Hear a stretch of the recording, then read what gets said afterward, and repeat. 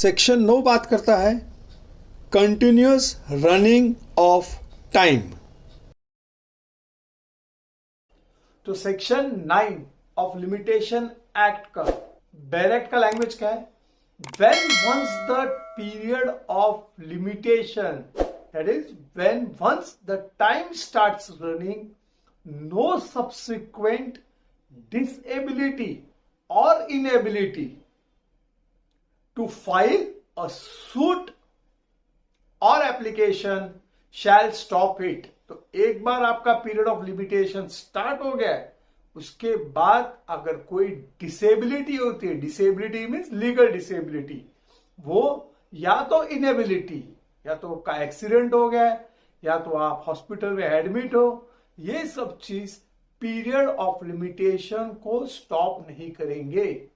Example, recovery suit 3 साल का period of limitation है, ड्यू डेट कभी था 2020 का था, 2020 को डेटर ने पैसा नहीं दिया आपको, आपका पीरियड ऑफ लिमिटेशन स्टार्ट हो गया है 2021 से, और पीरियड ऑफ लिमिटेशन स्टार्ट होने के बाद आपको कोई डिसेबिलिटी हो जाती है, या तो आप इंसेन हो जाते हो, या तो इडियट हो जाते हो, या तो आपकी इनेबिलिटी है, किस चीज के लिए? To file a suit and application.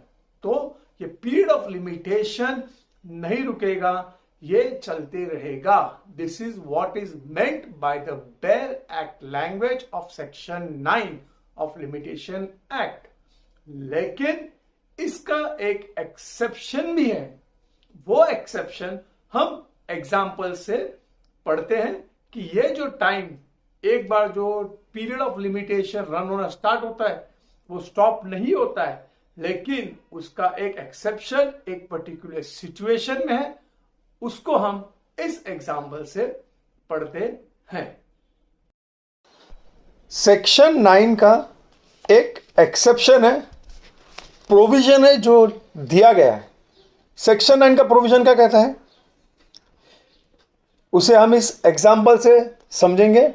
ये एक क्रेडिटर है, क्रेडिटर ने इस इंसान को, डेटर जो बी है, इसको लोन दिया है जिसकी ड्यू डेट थी 2020, तो 2020 तक इसे लोन चुकाना था, लेकिन इस कर्जदार ने 2020 तक लोन नहीं चुकाया, ही फेल्ड टू पे द लोन। तो रिकवरी पीरियड कितना है? रिकवरी पीरियड 3 साल का है फॉर सम ऑफ मनी। तो 2023 तक इसने सूट फाइल करना चाहिए, इसने नहीं किया, तो पीरियड ऑफ लिमिटेशन स्टार्ट कब से होएगा? 2020 से हो जाएगा। अब ये जो क्रेडिटर है, ये क्रेडिटर क्या सोचता है, ठीक है 2020 हुआ है, 3 साल का पीरियड है, मैं आराम से इसके ऊपर सूट फाइल करूंगा रिकवरी ऑफ मनी के लिए। लेकिन इस 3 साल के होने के पहले ये क्या करता है, गुजर जाता है। The creditor dies before filing the suit for recovery of money. यहां क्या होता है, इस सिनेरियो में जो डेटर है, कर्जदार है, उसको ही लेटर ऑफ एडमिनिस्ट्रेशन इशू किया जाता है। तो कर्जदार को लेटर ऑफ एडमिनिस्ट्रेशन इशू किया जाता है, तो जब तक वो एडमिनिस्ट्रेटर रहेगा, किस चीज का? क्रेडिटर के स्टेट का, उस वक्त तक the period of limitation for recovery against the debtor will be suspended.